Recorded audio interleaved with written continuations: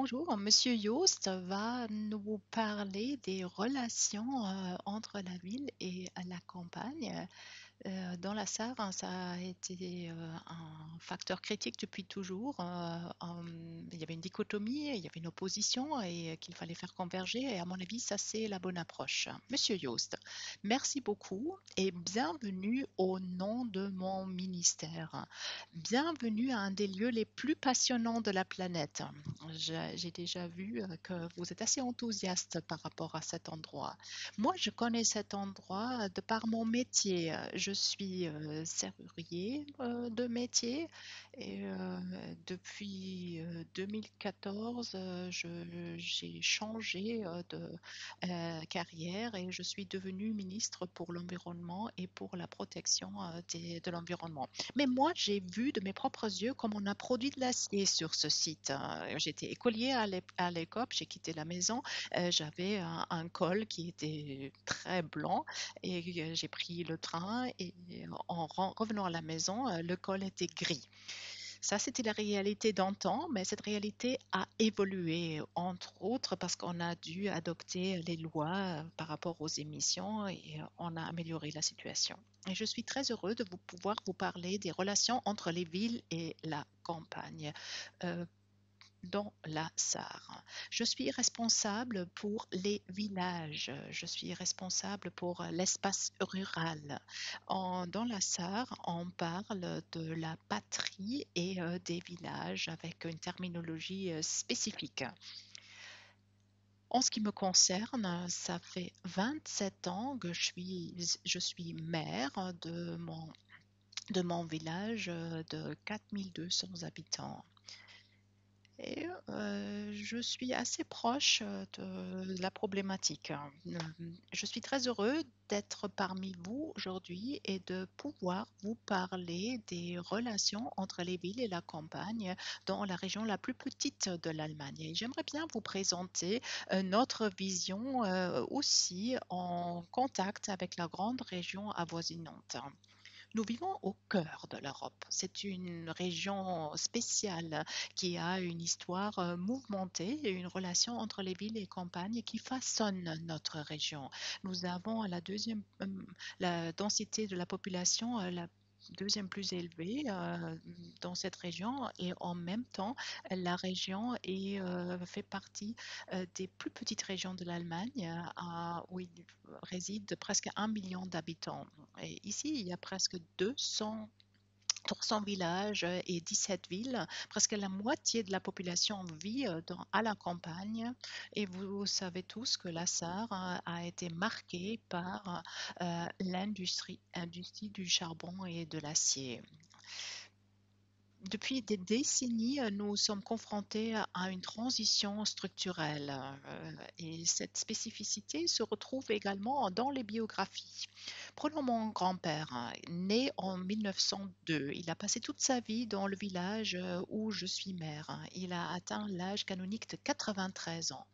Et pendant toute sa vie, il a eu 5 nationalités différentes.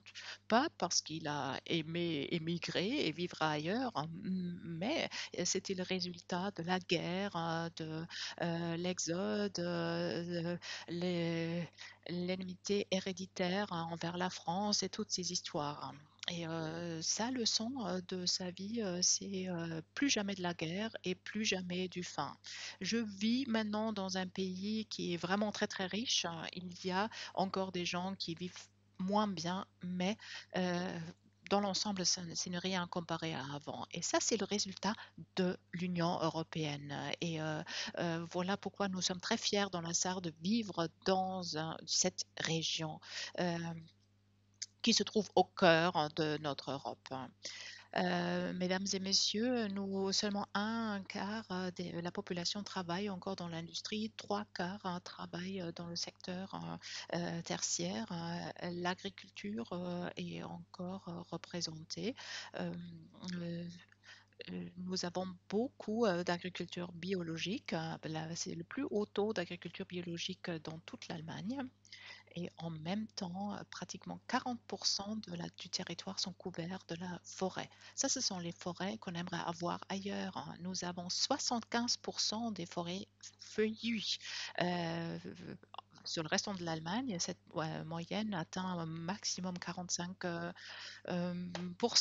Et au cours des dernières années, nous avons pu augmenter la valeur de cette forêt. Nous savons que la forêt est très utile pour combattre le changement climatique. Nous sommes très fiers de tout ce que nous avons, mais nous voulons évoluer.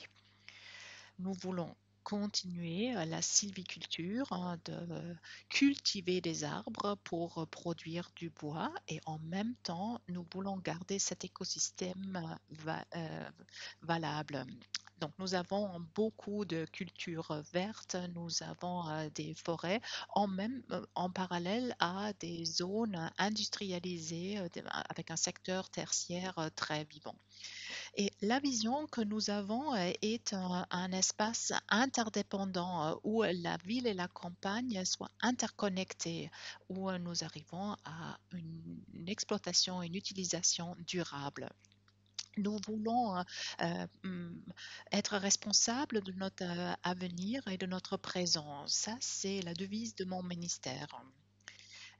On essaye également d'impliquer les citoyens, les citoyennes grâce à des processus de participation pour pouvoir réaliser nos projets. Parce que si on veut agir de façon durable, il faut avoir une vision globale exhaustive. Tout d'abord, on génère des coûts, mais des coûts qui en valent la peine à long terme. La biodiversité, la protection du climat, ce sont les grandes priorités de mon ministère. En même temps, nous observons l'évolution des événements climatiques nous parlons également de l'adaptation au changement climatique et aux leçons que nous devons apprendre pendant cette période difficile. En parallèle, nous avons développé le plan de développement pour le land avec ces mesures préventives qui est en processus de concertation interministérielle où on veut créer une stratégie compréhensible pour tous. Les objectifs sont une réduction de la consommation de la terre tout en aidant le développement économique. On essaye de désimperméabiliser au lieu de perméabiliser encore davantage. Nous voyons les besoins de l'évolution démographique. On essaye de voir s'il y a assez de terrains de construction qui sont prévus.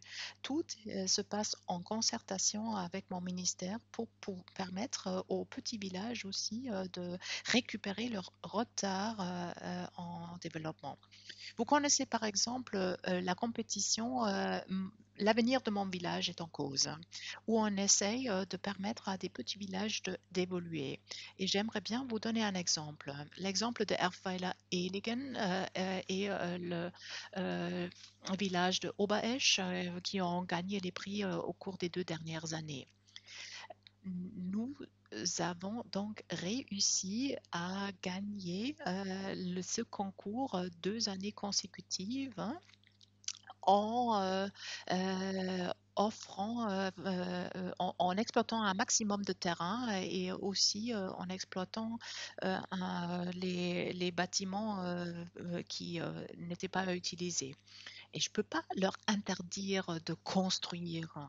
Ça, c'est un grand dilemme il y a d'autres endroits où c'est vraiment très important de souligner euh, le rôle de la désimperméabilisation. Mais là, il y a des endroits qui sont entourés de forêts, etc. Et là, on constate que nous avons des personnes qui s'engagent contre l'imperméabilisation qui, il y a 10 ans, a été tout à fait pour la construction de leur logement. Et ça, c'est un conflit typique pour le monde politique.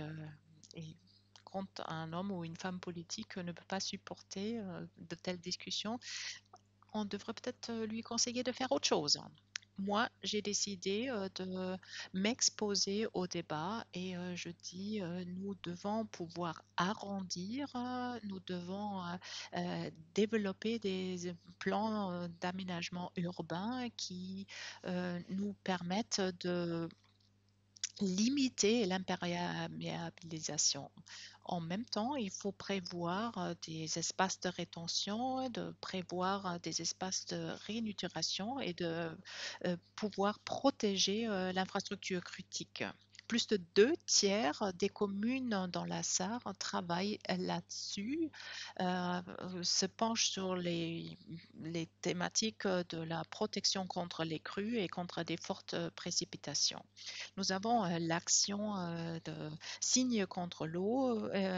Beaucoup de communes ont soulagé l'achalandage des canalisations en séparant les eaux usées des eaux grises et peuvent également permettre à la population de faire des économies. Il y a des subventions pour des particuliers qui développent des citernes chez eux pour désimperméabiliser.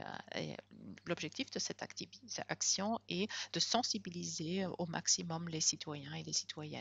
Et grâce à notre programme d'évolution, de développement des villages, nous créons également des incitations pour l'investissement dans des logements modernes, dans la modernisation aussi des espaces de tertiaire.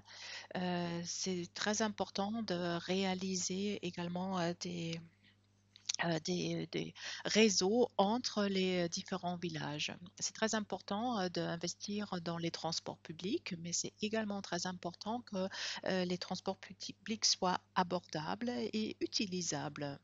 Nous avons un exemple de mon village. Nous avons une ligne de chemin de fer où le train circule une fois par heure, hein. Et chaque fois quand on se dit peut-être ça vaut pas la peine de le garder parce qu'il n'y a pas assez de trains. Et il y a donc des listes de personnes qui s'engagent là-dessus et qui signent n'importe quoi, mais quand on regarde les listes, on voit que 95% de la population préfère prendre la voiture et rester bloqué dans les bouchons.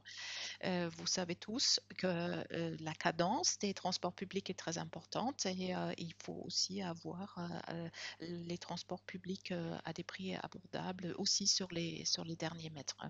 Anke Grelinger, la ministre pour le transport et pour l'économie, est en train de développer un concept qui facilite l'accessibilité et qui repose sur plusieurs piliers. Un des piliers est le développement des pistes cyclables et des autoroutes à vélo. Ça, c'est l'option idéale pour des gens qui veulent prendre le vélo dans la vie quotidienne et aussi qui veulent effectuer le trajet logement-travail à vélo. Nous devons également investir dans l'infrastructure numérique grâce à un plus haut débit. Nous pouvons intégrer aussi l'espace rural. Nous savons que le télétravail est en croissance nette. C'est ce que nous avons vécu pendant la pandémie et nous voyons également qu'il y a beaucoup de choses qui sont possibles tout d'un coup. Mais tout dépend de l'infrastructure. Pas seulement quand on regarde des espaces euh, de travail commun, mais surtout dans les zones urbaines. Nous avons d'autres domaines qui sont touchés par cette numérisation, par exemple la télémédecine ou le sujet Smart Village à Sankt-Wendel. Nous avons lancé un projet il y a 3 ans qui est cofinancé par des subventions fédéraux où on essaye de vivre et de travailler à la campagne pour réduire les flux de transport vers les grands centres urbains. Là, nous voyons également une tendance positive. L'attractivité de la campagne a augmenté pendant la période de la pandémie parce que dans les villes, il y a les logements coûtent trop cher et ainsi il y a plus de vie à la campagne qui est peut-être considéré comme un signe d'espoir pour l'avenir. À la campagne, nous avons des villages qui fleurissent et des villages où ça va moins bien, où nous avons des problèmes démographiques, nous avons des espaces vides, il y a des problèmes pour euh, les, euh, les services de base, par exemple, où la numérisation n'aide pas. Donc, nous avons besoin d'une stratégie globale qui est basée sur une infrastructure pour la société, pour les services de soins et pour les loisirs. Pour pouvoir rendre la campagne plus intéressante, plus attirante, mon ministère subventionne le développement des villages, aussi grâce à l'aide du gouvernement fédéral et de l'Union européenne, tout en respectant les spécificités de chaque village, hein. Nous savons que chaque village a ses propres caractéristiques. Et là, nous avons besoin de mesures pour promouvoir l'infrastructure et nous devons aussi promouvoir la construction durable. Ainsi, nous avons créé un portfolio de subventions où chaque village, chaque commune peut prendre les modules correspondant à ses besoins. Premier pilier, c'est l'infrastructure. Le deuxième pilier, c'est le développement rural sur place, où nous attendons des citoyens ce qu'ils souhaitent voir réaliser. Et le troisième pilier, ça c'est la promotion du bénévolat et de la participation. Nous avons créé une agence qui nous permet de soutenir des petits projets qui créent, qui façonnent l'identité locale. Ainsi, nous pouvons également soutenir des villages qui manquent d'infrastructures. Euh, Assez souvent, dans ces communes, on, on a un problème de financement de base. Nous avons besoin de subventions supplémentaires. Euh, Malheureusement, chez nous, dans la région de la Sarre, il y en a beaucoup et mon ministère a augmenté le taux de subvention pour ces régions.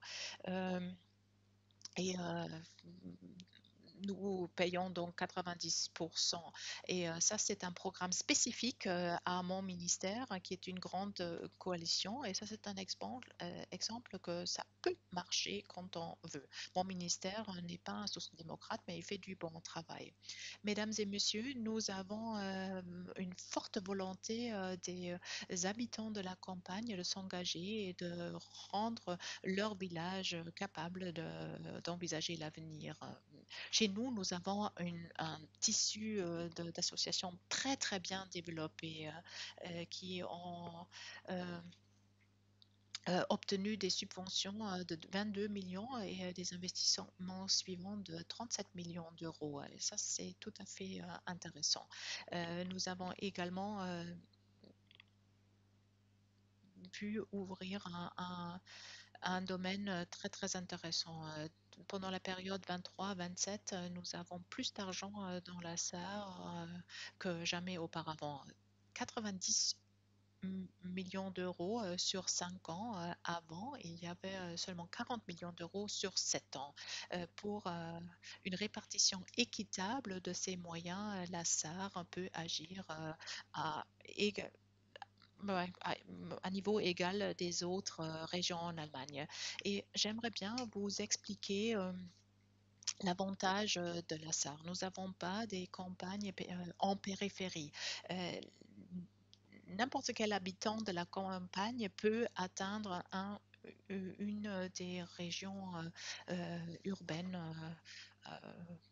Donc, il n'y a pas d'opposition entre les zones urbaines et rurales. Et la seule chose, la seule différence, ce sont les différents modes de vie. Nous voulons assurer la viabilité future grâce à une stratégie intégrée de numérisation et de mobilité, ainsi qu'à une modernisation des infrastructures fondées sur les besoins. On peut également intégrer le potentiel de biodiversité des espaces naturels des zones rurales de la Sarre dans la protection du climat mondial et pour assumer nos responsabilités d'aujourd'hui et de demain. Notre objectif est de montrer que l'espace rural et la campagne peuvent agir ensemble pour assurer leur durabilité.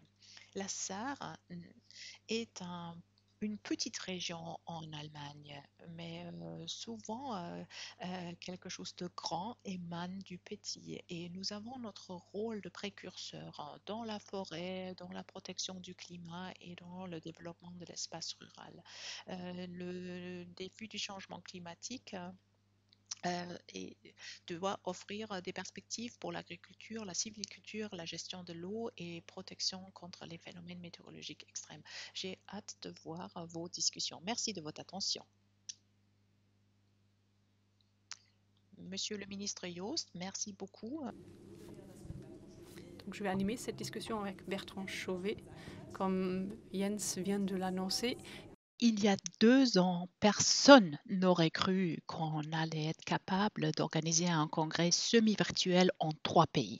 Nous avons appris beaucoup de choses et maintenant ça marche, mais ce n'est qu'un exemple de tout ce qui se passe dans la société. Maintenant, j'aimerais bien vous poser la question à savoir si on allait recommencer à zéro, reprendre là où on s'est arrêté. Je ne pense pas. La banque en ligne Boursorama a renvoyé 90% de ses effectifs en télétravail. Ces personnes-là ne vivent plus à Paris, mais sont retournées en province, dans leurs régions respectives.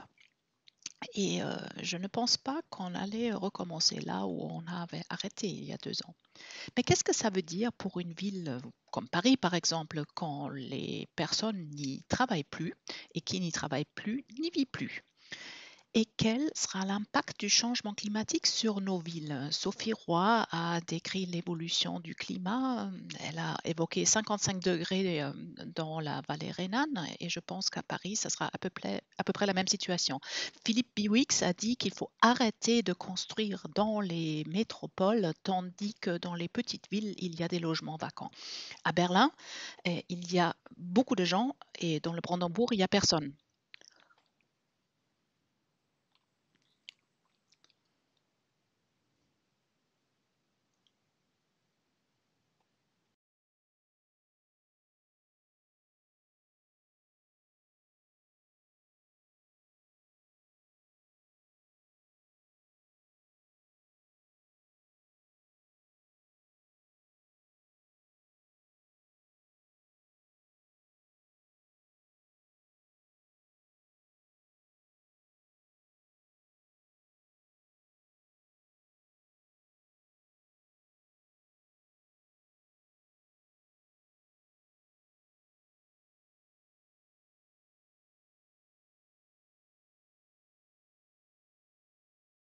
Monsieur Reschel, vous êtes conseiller pour la ville de Stuttgart, comme vous le avez dit.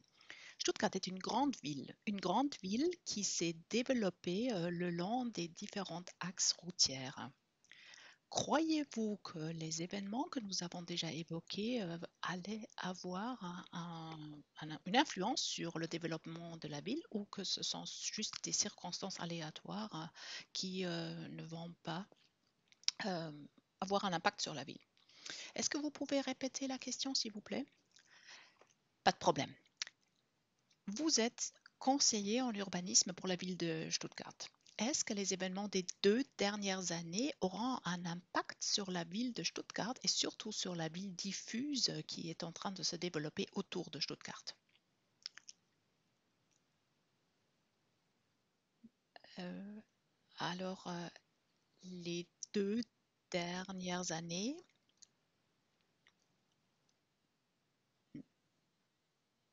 n'ont peut-être pas vraiment eu un impact décisif, mais je constate qu'il y a une prise de conscience croissante, non seulement au niveau politique, mais aussi dans la population et pour la population.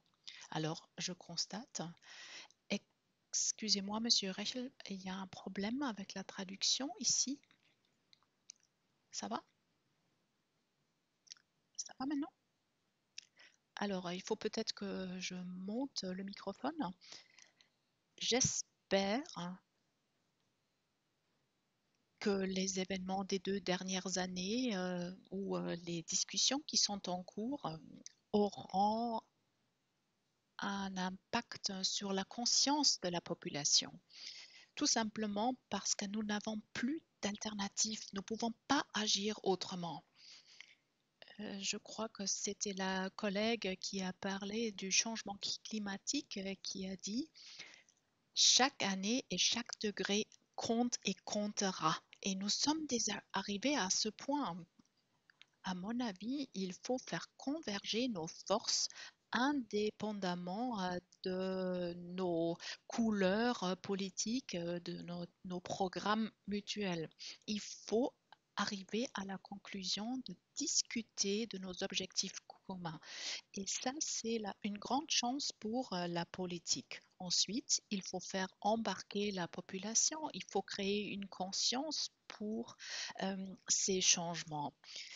C'est seulement ainsi qu'on pourrait peut-être dépasser cette phase où chacun s'accroche à la terminologie, où euh, on cherche des remèdes cosmétiques, renoncer à consommer la viande, ne plus partir en vacances. Mais à mon avis, tout ça ne suffira pour vraiment créer des changements. Nous avons besoin de décisions fondamentale, structurante au niveau politique.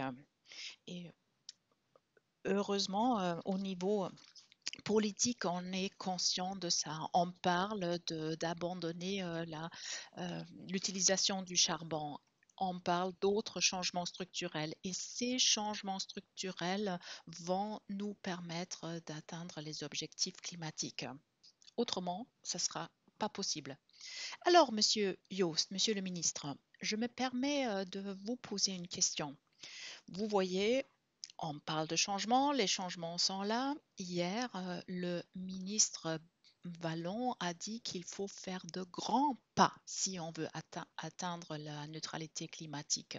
Il faut embarquer la population. Est-ce que le rôle de la politique change? Est-ce que la politique doit faire plus qu'être juste un animateur, un médiateur, un motivateur?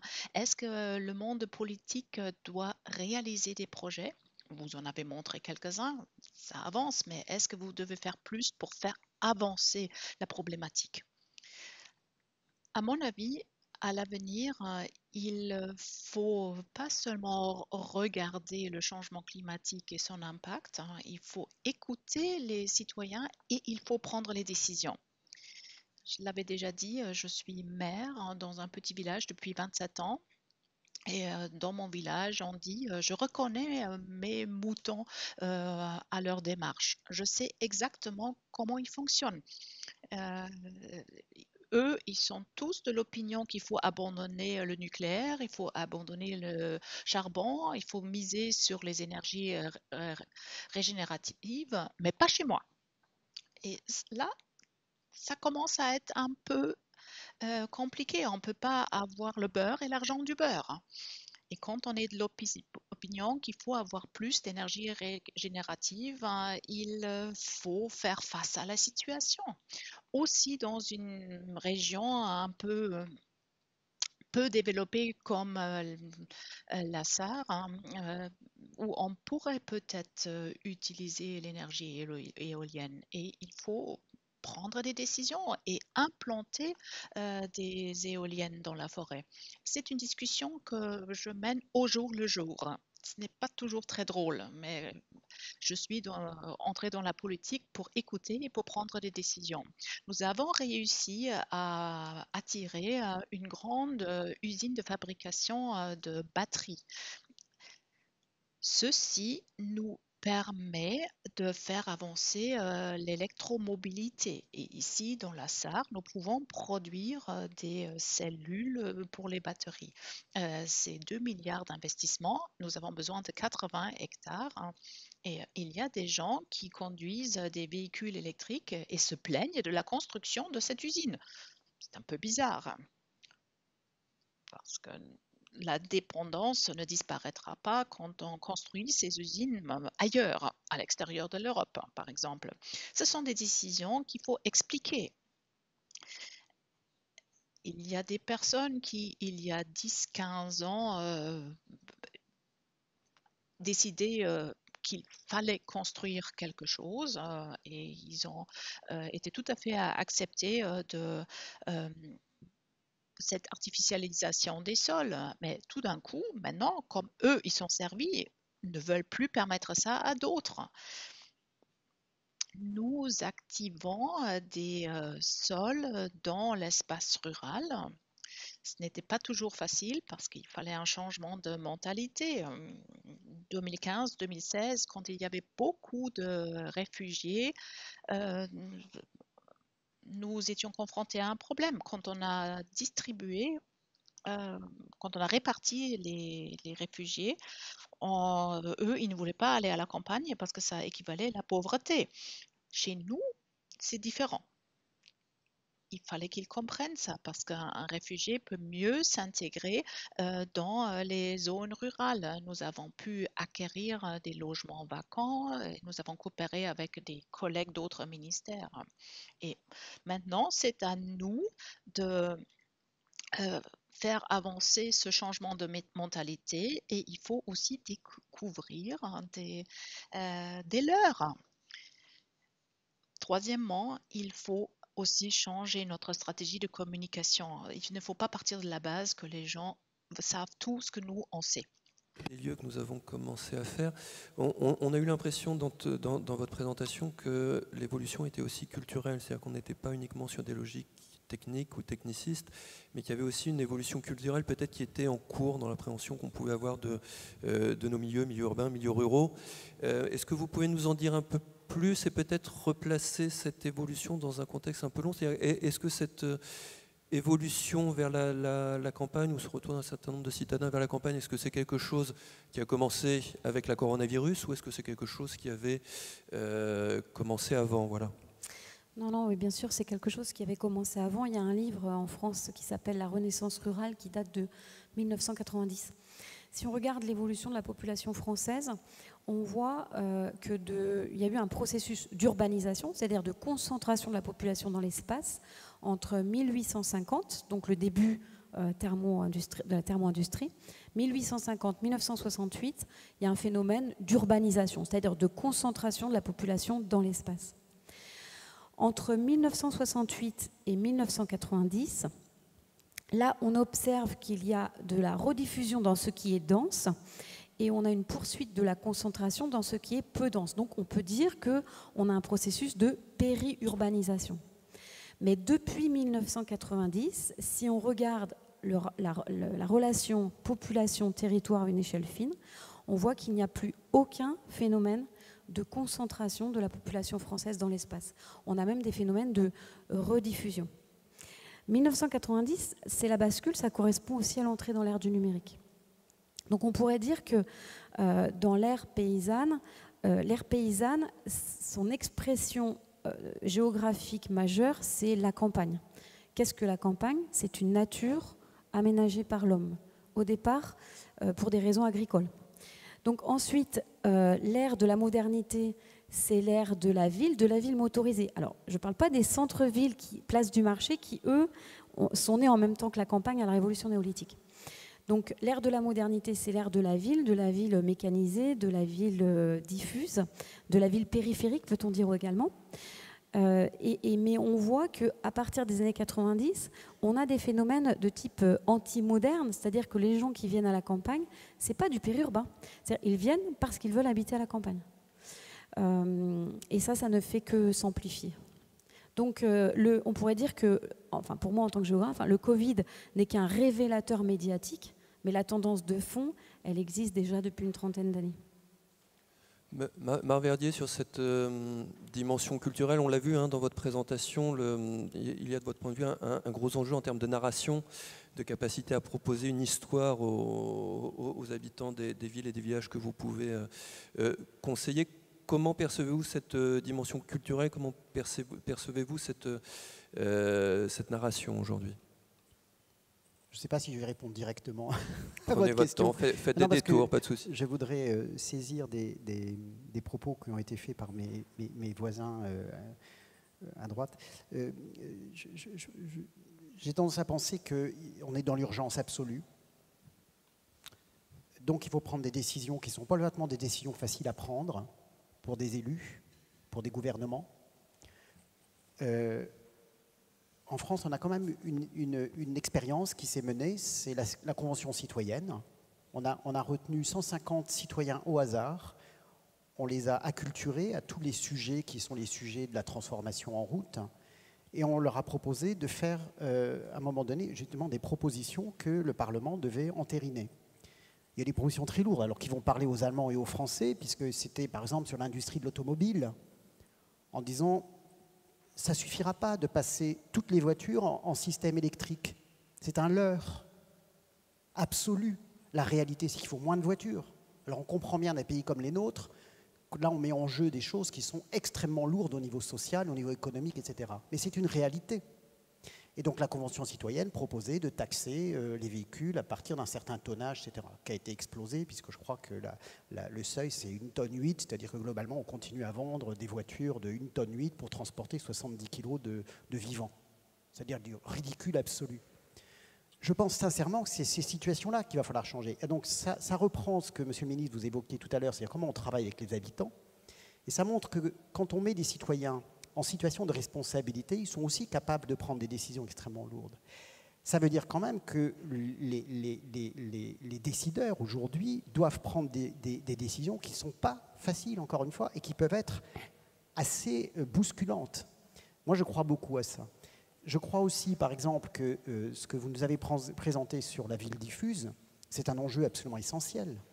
Les cœurs de ville, globalement, îlots de chaleur, on va désimperméabiliser, on va replanter, globalement, on sait à peu près faire. Les territoires ruraux, c'est ce que j'ai présenté. Il me semble qu'on doit les emmener vers des situations de plus grande autonomie territoriale. Moi, je crois que quand vous avez 1,5% d'agriculteurs dans la Sarre, moi, j'ai tendance à penser, parce qu'en France, on ne doit pas être très loin de cela aussi, hein, peut-être un peu plus, et encore, ça dépend des régions. Dans le Grand Est, on est territoire un peu plus ruraux. Mais moi, je crois qu'une agriculture décarbonée va créer des emplois, il y aura besoin de bras. Et aujourd'hui, on voit bien la permaculture, le bio, vous dites que vous êtes un des landes les plus avancés en bio, et ben je pense que c'est aussi plus de bras pour une production plus responsable.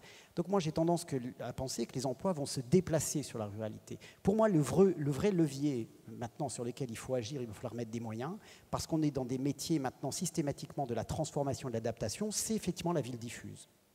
Moi, je pense que cette ville diffuse, cette ville, ce périurbain, c'est un potentiel absolument incroyable. Et j'étais très content de votre présentation parce que je suis convaincu de cela.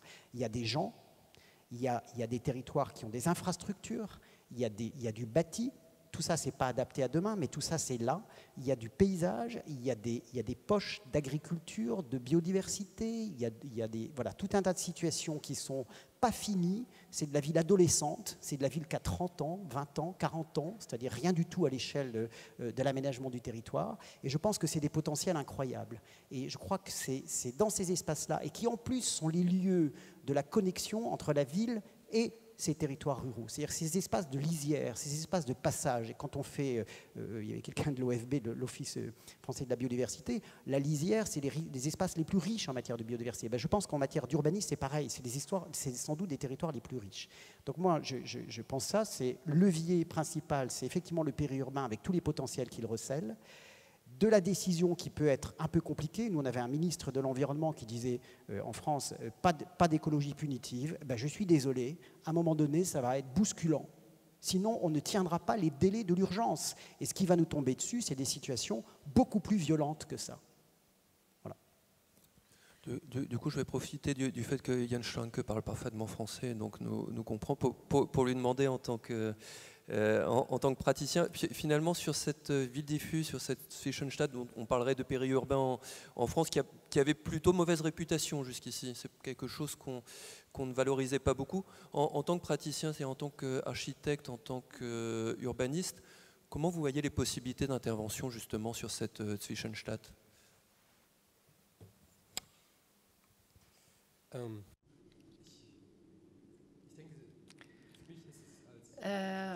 On tant qu'urbaniste et architecte, je pense que ces étapes sont trop petites. Quand je regarde tout ce que vous avez dit, surtout Marc Levier, le nombre de voitures avec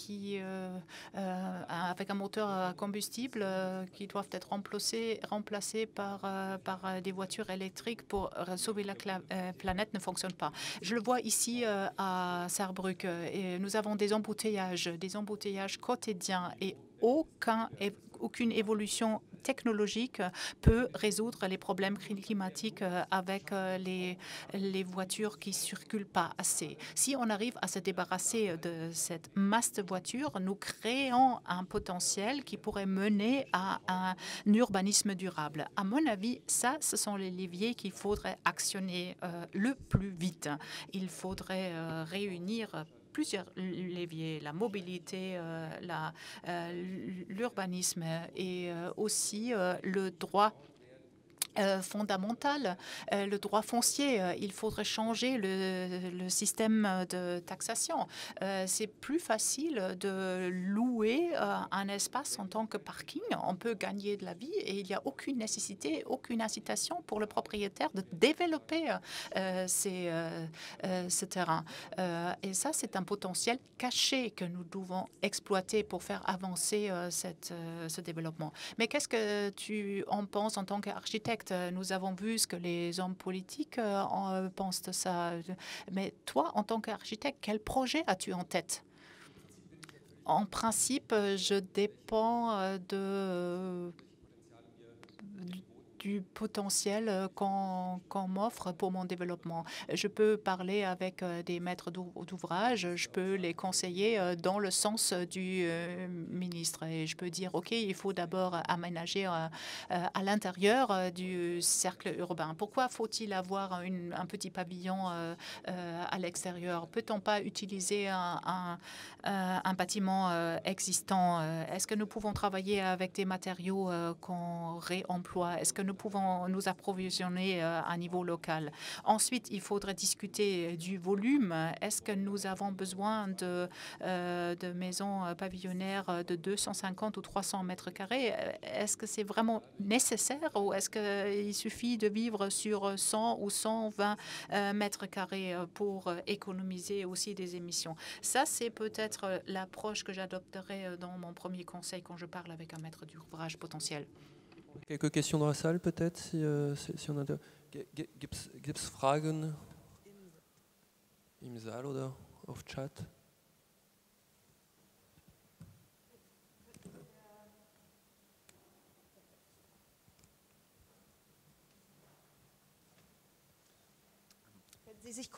Pourriez-vous vous présenter?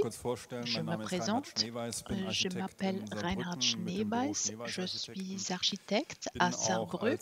J'ai mon propre cabinet.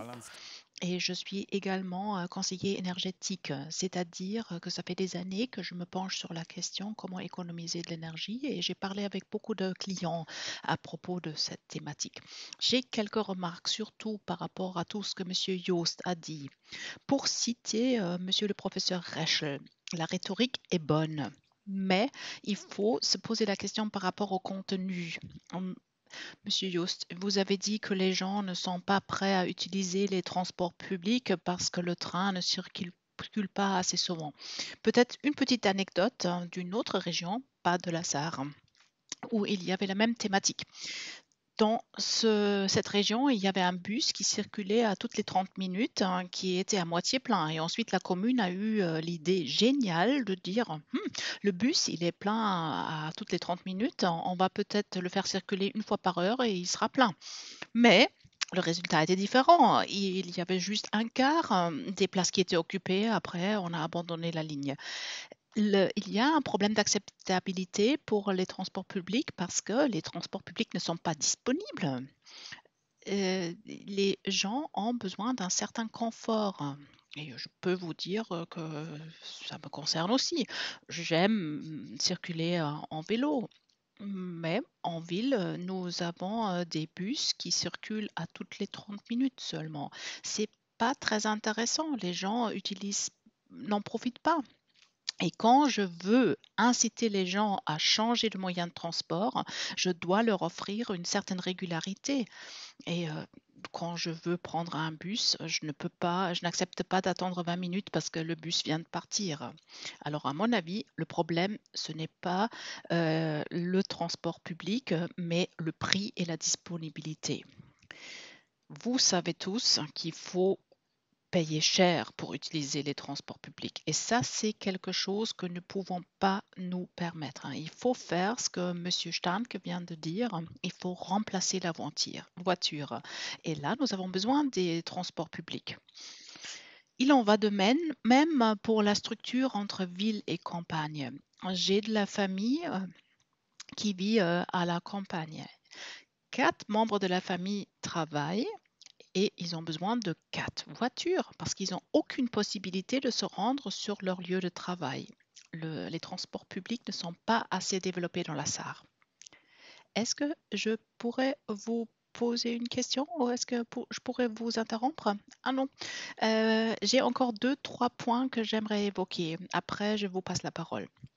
Monsieur Stark a également dit que l'approche n'est pas assez radicale. Vous avez dit que chaque village est différent, mais à mon avis, dans la Sarre, nous avons une problématique toute différente. Chez nous, la population diminue. Au cours des 30-40 années à venir, nous allons perdre à peu près 30 à 40 000 habitants de la Sarre. Ça, c'est la vision optimiste. Il y aura des villages qui vont carrément disparaître de la carte.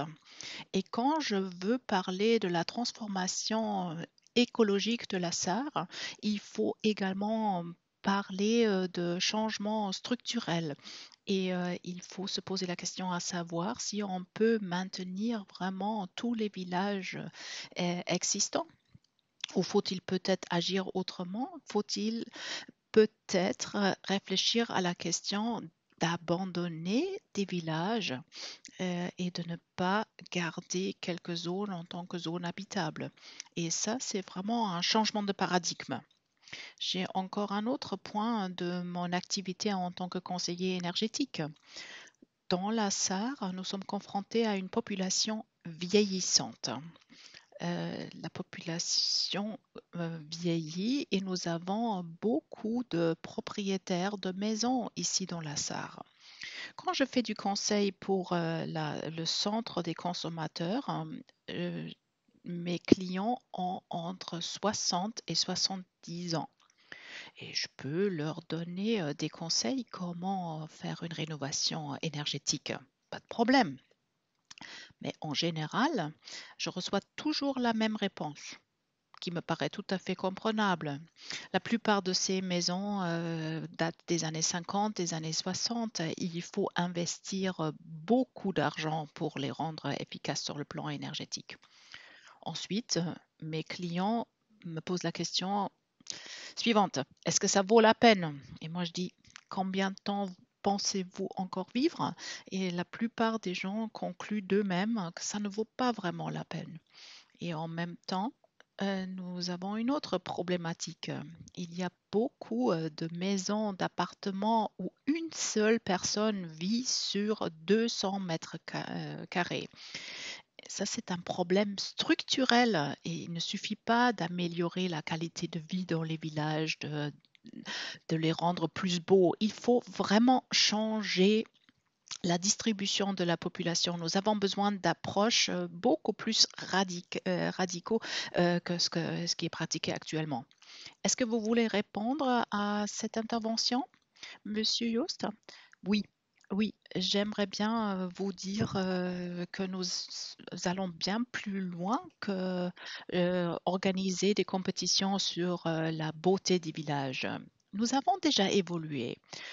Dans les années 70, dans les années 80, on comptait les pots de fleurs, on comptait l'amélioration dans l'espace public.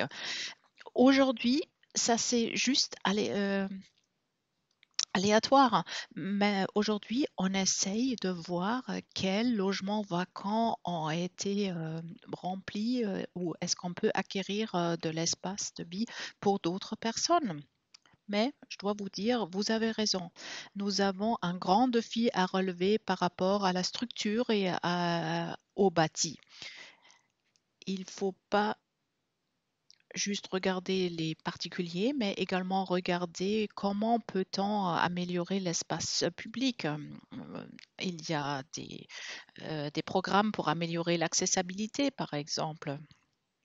Et maintenant, nous voulons améliorer notre portefeuille pour permettre aussi aux particuliers de profiter de ces volumes.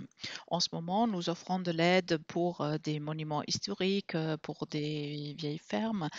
Et maintenant, nous voulons aider tous les particuliers pour contrecarrer cette évolution que vous décrivez. Je l'avais déjà mentionné que les gens se leurrent. Monsieur Stark l'a dit, Monsieur Reschel l'a dit, nous avons beaucoup de logements vacants et ces logements vacants ne sont pas accessibles.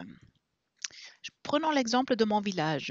Au cours des 20 dernières années, il y avait 100 à 200 logements et de terrain qui ne sont pas utilisables, les propriétaires ne veulent pas vendre. Ils disent ça c'est pour mes petits-fils. Mais ces gens-là n'ont même pas de fils.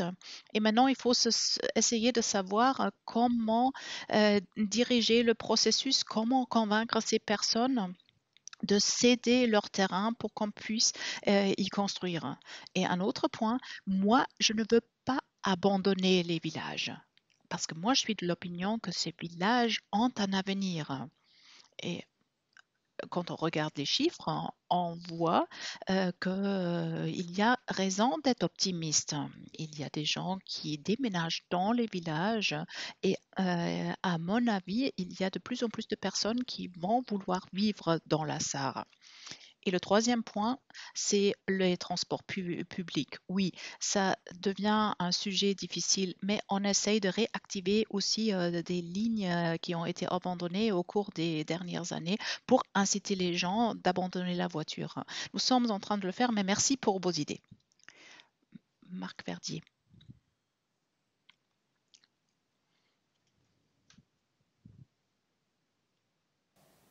Comment vous trouvez des solutions dans le 54 pour ces questions-là? Et puis Valérie Jousson voudrait réagir sur la question du zonage qui a été abordée tout à l'heure. Pardon? Ok, vas-y. Donc dans la foulée. Marc, allez-y.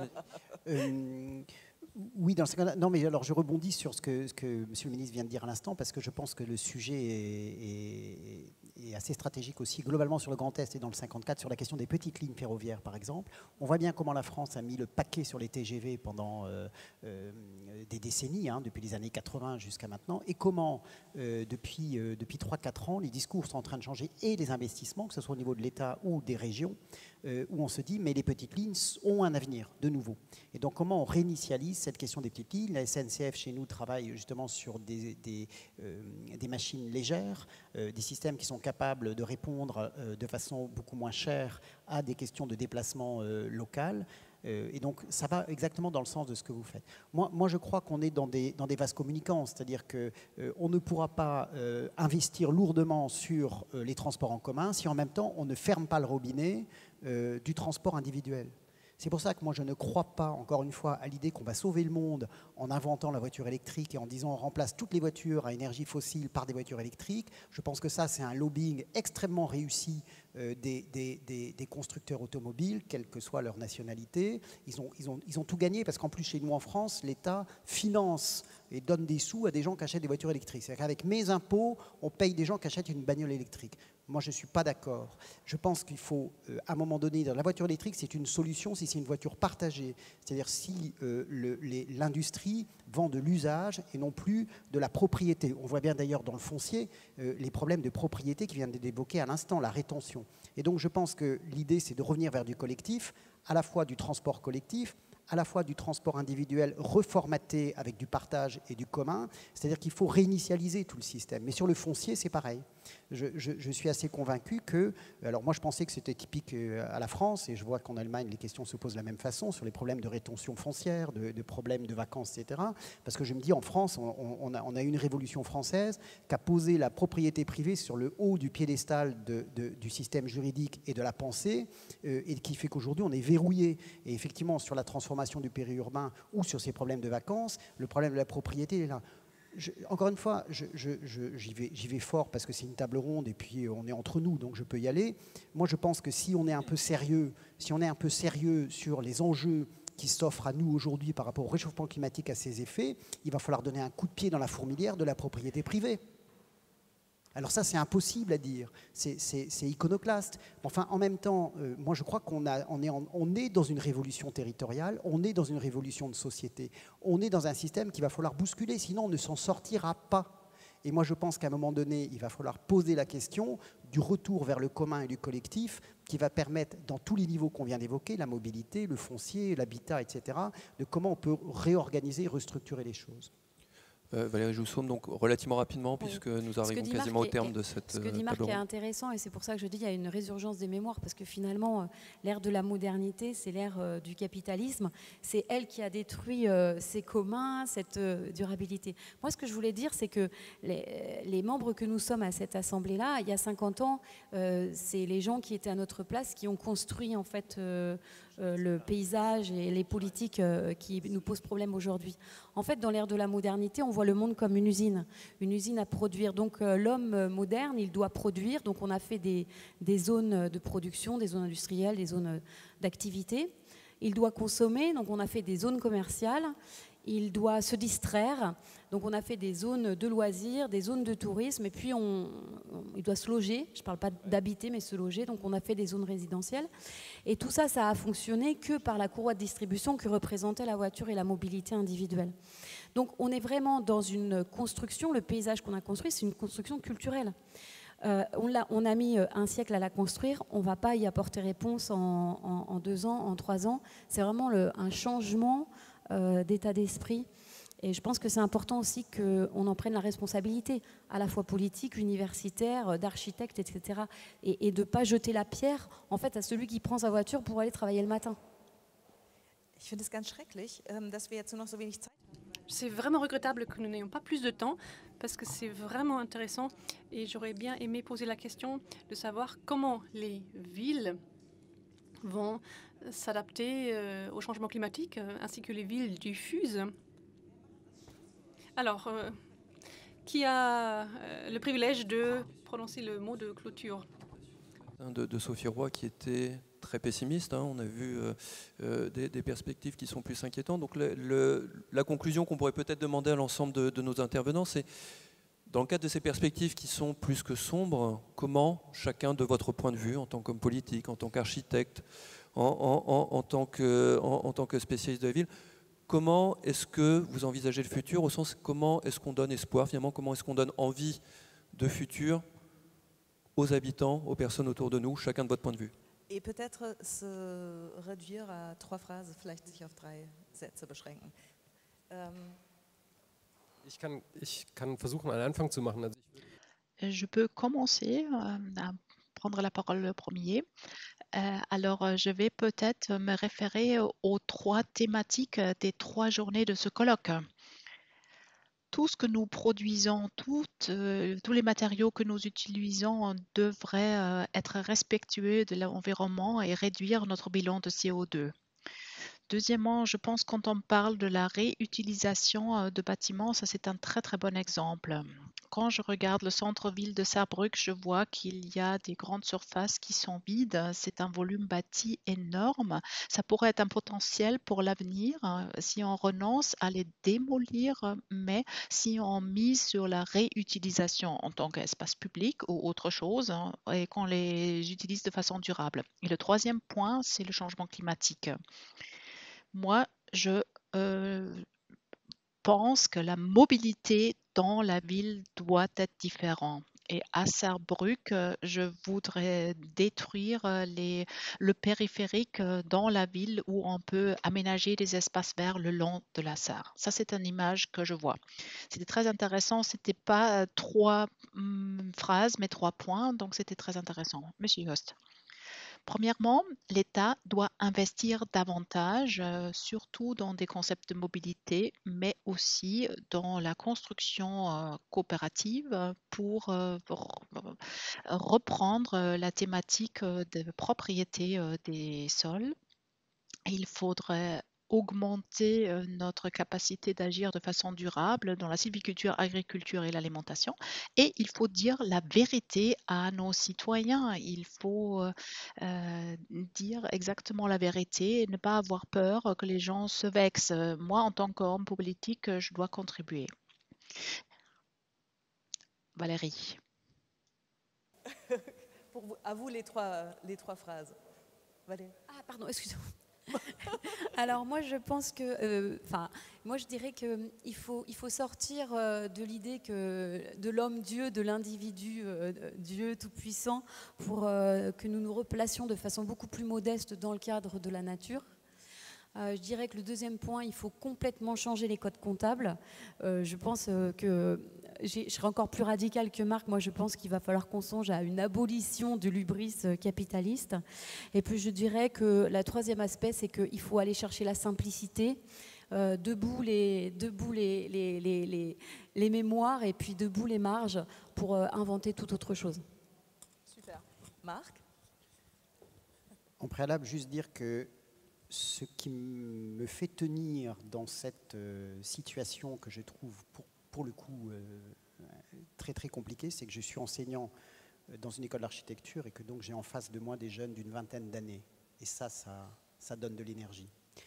La deuxième chose, je vais plutôt faire une citation que j'aime beaucoup, Marius Yourcenar, que vous connaissez peut-être, une grande auteure française, qui a écrit les mémoires d'Adrien avec un H, qui est donc un empereur romain, et elle lui fait dire « Construire, c'est collaborer avec la terre, c'est retrouver sous les pierres le secret des sources. » Et je pense que tout est dit. Construire, c'est collaborer avec la terre, et quelque part retrouver sous les pierres le secret des sources, et se dire que le patrimoine, c'est-à-dire finalement ce que les gens ont construit avant l'énergie facile et pas chère qu'a représenté le pétrole, était une matérialisation d'une intelligence incroyable des gens par rapport à la compréhension du lieu. Et que si on est capable de retrouver cette intelligence et de la réinitialiser, on sera sauvé. Merci.